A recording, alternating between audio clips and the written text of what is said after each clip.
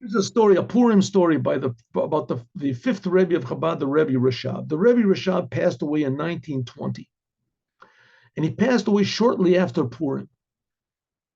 He passed away on the second day of Nisan, and Purim is in the middle of the month before. So he passed away like 17 days after Purim.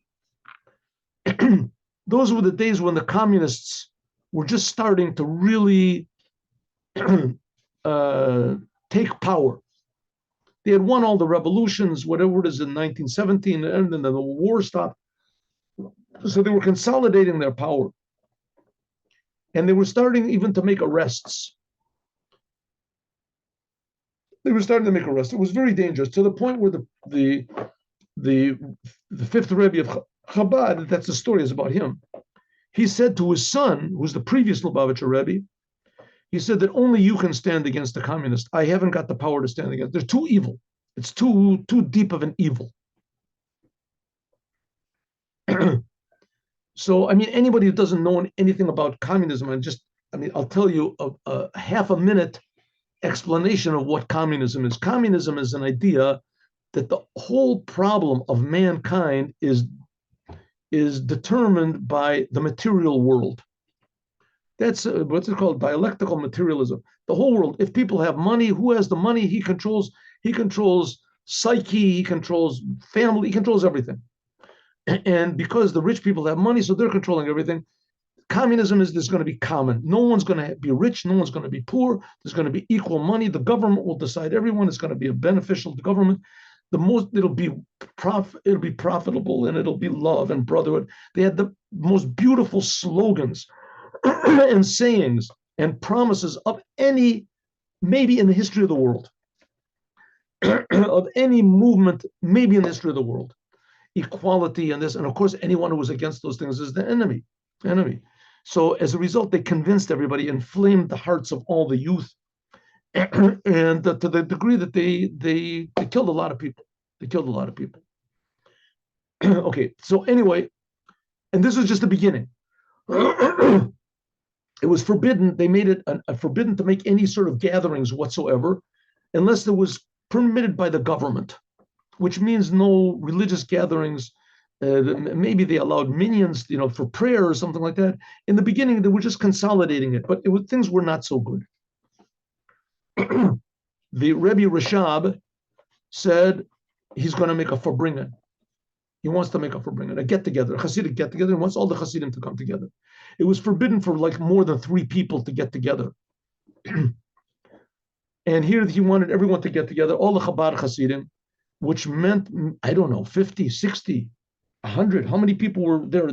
He was living at that time in Rostov. So they had to run away from anyway, he's living in Rostov. So how many? 50, 60 people. The communists were very powerful.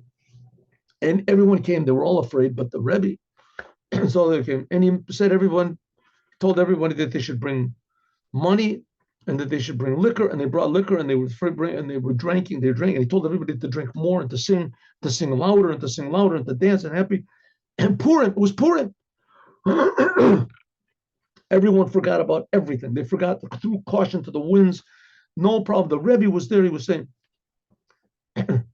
came I don't know what it was. The secret police came to the door. I don't know if it was the KPO, the NKVD, I don't know exactly when the times were changed. Then also there was also the Jewish sector, the Yevtseksia, Jews that were against Jews. They were the ones that 7 years later arrested the previous Rebbe and wanted to kill him. They wanted to have him killed. They were very disappointed when he was Jews. 1 or 2 of them was even from Chabad, families that left Judaism, people left. Anyway, one of these Secret Service guys or whatever, he came and knocked on the door, which was unheard of. They would usually just come in and do whatever they wanted to. Knock on the door, and the Rebbe's wife, Sterna Sura, the fifth Rebbe's wife, came to the door and says that the police, the secret police are here, and he said, tell them to come back later. So she did, and they listened. And they left. About an hour later, everybody was really drunk. And they were singing and they were dancing and there was this. And the Rebbe told everyone that he wants to make a collection. for the schools and for the this. And so everybody gave money. There was a lot of money on the table, and it was all pushed toward the Rebbe. And there was another knock on the door, and the previous Rebbe, the fifth Rebbe's son, he was sitting right next to his father, and he took the corner of the tablecloth and he threw it over the money, so the money wouldn't be immediately visible. It wouldn't stand out. He threw it over the money. And his father said, tonight is Purim, everything is revealed. And he took the tablecloth and he uncovered the money. And this KGB guy came in. I'm not sure if it was one or if it was two. I think that it was even two, but I'm not sure.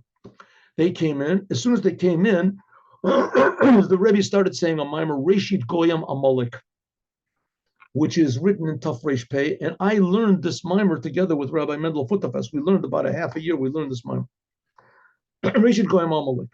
And it talks about how incredibly spiritually high Amalek is, and how the Jews somehow or other appeal to a higher aspect of God, and explains all these different levels.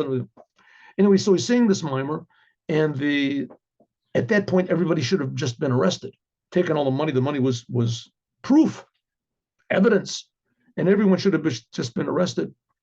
And the policeman just stood there, and he watched, and he stood there for 5-10 minutes, and he just stood, and he turned around and he left. And it was totally unexplainable, totally unexplainable. They began killing people right and left, imprisoning people for sure, and did absolutely nothing whatsoever. And there were no repercussions that came from that.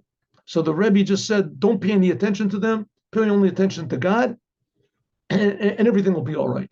Everything will be okay. We know, unfortunately, that in fact a lot of Chabad Hasidim were killed, and nobody even knows where they're buried, and nobody even knows the conditions. They're just being revealed now. They're revealing some of the papers of the NKVD that Putin is opening up. He's opening them up to be seen.